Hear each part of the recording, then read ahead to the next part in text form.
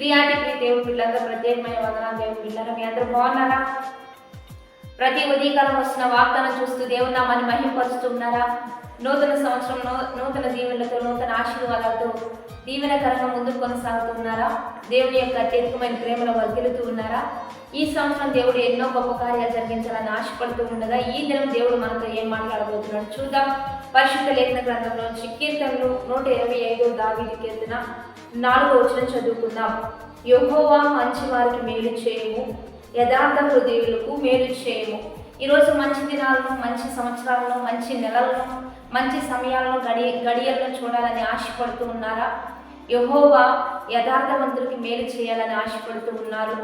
రెండోదిగా మంచి వారికి మేలు చేయాలని ఆయన ఆశపడుతూ ఉన్నాడు. అది ఆయన హృదయం. దేవుని చిత్తానుసారమైన బిడ్డలకి దేవుడు ఎప్పుడు మేలు జరిగిస్తాడు. దేవుని బిడ్డలారా, మేలు చేయడం మీ చేతనైనప్పుడు అది పొందుకోదగిన ప్రతి ఒక్కరికి మేలు చేయమని దేవుడే సెలవిచ్చాడు.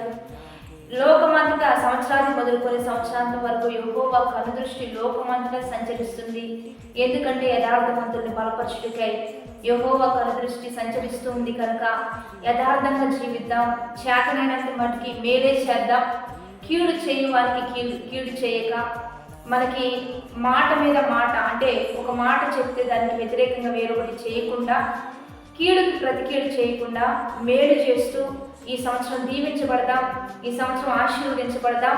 ఎందుకంటే యెహోవా కనుదృష్టి బలపరచాలని లోకమంతటా యథార్థవంతుల కొరకు మేలు చేసే వారి కొరకు సంచరిస్తూ ఉంది కనుక దీవించేది దేవుడు, ఆశీర్వదించేది దేవుడు, మంచి చేసేది దేవాతి దేవుడు కనుక ఆయన దృష్టిలో ఉందాం, ఆయన చేతిలో ఉందాం.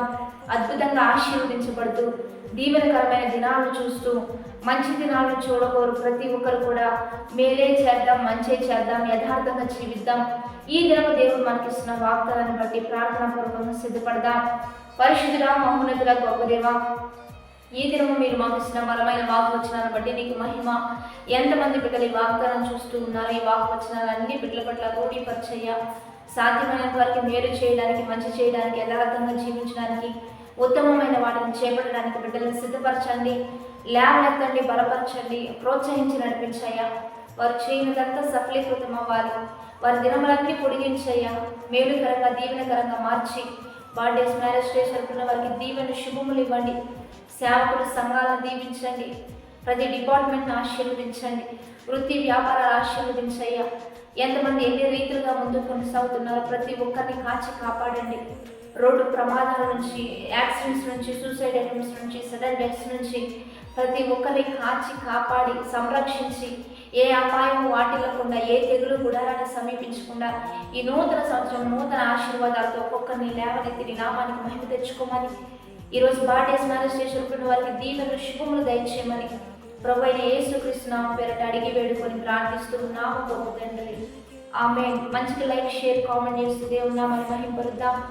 ఈ దినమంతా మీకు దీవెనకరంగా ఉండాలని మనస్ఫూర్తిగా కోరుకుంటూ హ్యావ్ ఏ బ్లెస్డ్ డే. ఆమేన్. ఇచ్చిన జీవితం యేసయ్యా నీకంకితం.